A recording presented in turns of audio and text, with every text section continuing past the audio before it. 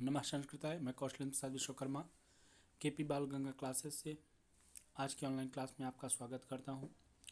जैसा कि बच्चों आप लोगों का प्रश्न था कि आप लोगों की प्रैक्टिकल फाइल में क्वेश्चन कौन से होंगे, तो उसी उद्देश्य की पूर्ति हेतु मैं आप लोगों के सामने ये कुछ पिक्चर आप लोगों के पास भेज रहा हूं।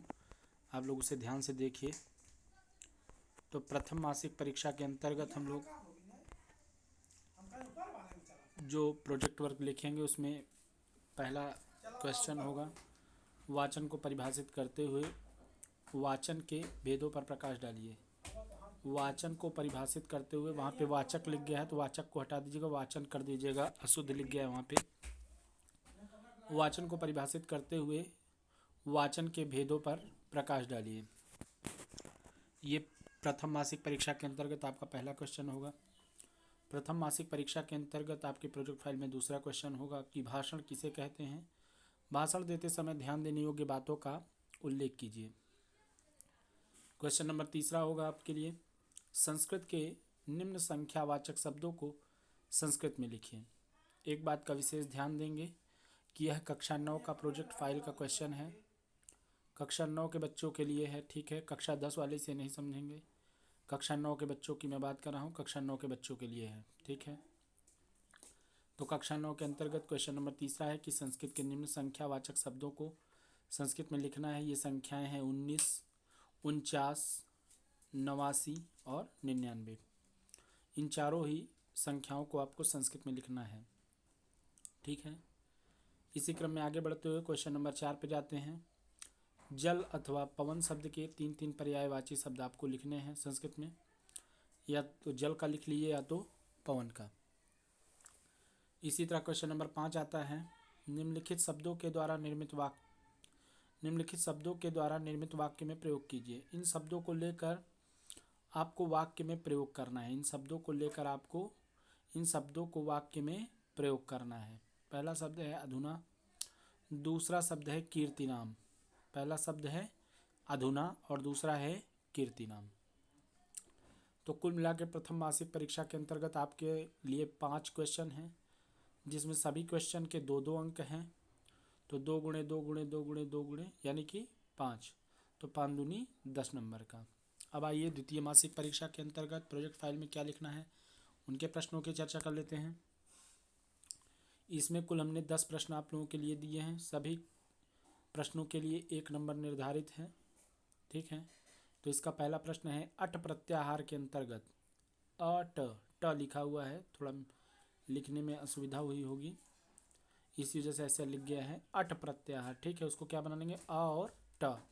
अट प्रत्याहार के अंतर्गत आने वाले वर्णों को लिखिए कि अट प्रत्याहार में कौन कौन से वर्ण आते हैं, इसके बारे में आपको लिखना है।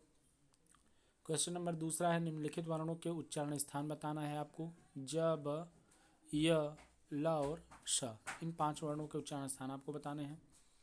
क्वेश्चन नंबर तीसरा है, निम्नलिखित पदों में से किन्हीं 2 पदों का संधि विच्छेद करते हुए संधि का नाम निर्देशित करना है आपको। किन्हीं 2 पदों का, 4 पद दिए हुए हैं, रामष्टिकते, जगदीशः, परमौषधम, देवैश्वर्यम।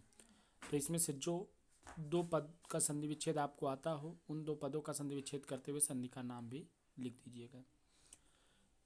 इसी क्रम में क्वेश्चन नंबर 4 आता है, गुरु अथवा रमा शब्द के चतुर्थी विभक्ति के सभी वचनों के रूप लिखना है आपको। या तो गुरु का लिखे अथवा रमा शब्द का, ठीक है। चतुर्थी विभक्ति के 3 वचनों के रूप आपको लिखने हैं। क्वेश्चन नंबर 5 आता है, पा अथवा गम धातु के लिट लकार के रूप उत्तम पुरुष के सभी वचनों में लिखना है आप लोगों को। लिट लकार यानी कि भविष्यत काल के उत्तम पुरुष के सभी वचनों में लिखना है आपको। क्वेश्चन नंबर 6 आता है, निम्न शब्दों में से किन्हीं 2 शब्दों का समास विग्रह करते हुए समास का नाम बताना है आपको। 4 दिए हुए हैं, निर्दोषः, राजपुरुषः, अष्टाध्यायी और वक्रतुंडः। तो इनमें से किन्हीं 2 का आप लोग नाम लिख लेंगे, समास विग्रह करेंगे और फिर समास का नाम भी लिख लेंगे, ठीक है। क्वेश्चन नंबर 7 है, निम्न में से किन्हीं एक वाक्य के रेखांकित पद का निर्देश सूत्र के साथ कीजिए। श्यामः शिरसा खल्वाटः और विप्राय वस्त्रम ददाति। तो किसी एक वाक्य के रेखांकित पद में आपको विभक्ति निर्देशित करनी है और किस सूत्र से हुआ ये भी बताना है, ठीक है। क्वेश्चन नंबर 8 आता है, गम अथवा पठ धातु में से गम अथवा पठ धातु में कोई प्रत्यय लगाकर दो शब्दों का निर्माण करें। गम अथवा पठ धातु में कोई भी प्रत्यय, आपको जो प्रत्यय लगाना आता हो धातु के साथ, तो कोई भी प्रत्यय लगा के दो दो शब्द आपको बनाना है। दो शब्द बनाना है, या तो गम का बना लीजिए अथवा पठ धातु में प्रत्यय लगाकर बना लीजिएगा। ठीक है, अब आप कौन सा प्रत्यय लगाते हैं ये आपके प्रत्यय ज्ञान पर आधारित है कि आप अक्त्वा प्रत्यय का प्रयोग करते हैं, ठीक है, कि लेप प्रत्यय का प्रयोग करते हैं, कि अनियर प्रत्यय का प्रयोग करते हैं, ये आपके ज्ञान पर आधारित होगा। क्वेश्चन नंबर 9 आता है, उत अथवा अनु उपसर्ग से निर्मित दो पद लिखना है आपको। उत अथवा अनु उपसर्ग से निर्मित दो पद आपको लिखने हैं, या तो उत उपसर्ग से दो पदों को लिखिए या तो अनु उपसर्ग लगाकर दो पद बनाइए संस्कृत में। ठीक है, इसी क्रम में क्वेश्चन नंबर 10 आता है, निम्न में से किसी एक वाक्य का वाच्य परिवर्तन कीजिए। पहला वाक्य है रामः गृहं गच्छति, या तो इस वाक्य का जो है आप वाच्य परिवर्तन कीजिए, या तो मया पुस्तकम दीयते इस वाक्य का वाच्य परिवर्तन करना है। आइए अब तृतीय मासिक परीक्षा के अंतर्गत आते हैं। तृतीय मासिक परीक्षा के अंतर्गत केवल 2 ही क्वेश्चन रखे गए हैं। पहला क्वेश्चन है, सत्संगति अथवा परोपकार विषय पर 8 से 10 पंक्तियों का संस्कृत में आपको निबंध लिखना है। या तो सत्संगति विषय पर लिखिए अथवा परोपकार विषय पर लिखिए। ठीक है, इसी क्रम में क्वेश्चन नंबर 2 आता है, आकस्मिक अवकाश हेतु अथवा शुल्क मुक्ति हेतु अपने प्रधानाचार्य जी को संस्कृत में प्रार्थना पत्र लिखना है। तो 5-5 नंबर के ये दोनों क्वेश्चन हो गए। इस तरह तीनों मासिक परीक्षाओं के अंतर्गत